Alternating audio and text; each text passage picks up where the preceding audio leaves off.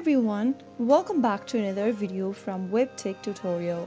In today's episode, I'm going to be showing you how to change your name on TesterUp.com account. So let's dive into the video without wasting much of our time. First of all, open a web browser and type in TesterUp.com inside the URL box, and you'll end up in the official site for TesterUp. Log into your account by entering your credentials correct, and once you're inside the main home page, click Settings at the top. Under the Your Settings menu, click on your first name option and make sure to click on this pencil icon right next to your name. Enter the new name you would like to set for your account, and after you are done, click anywhere on the screen.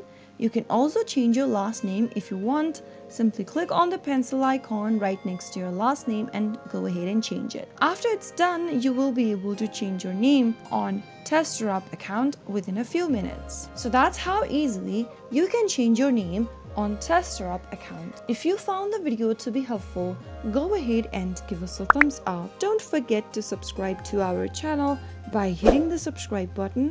Also press the bell icon so that you'll never miss another upcoming upload from us. I will see you again in the next video. Goodbye till then.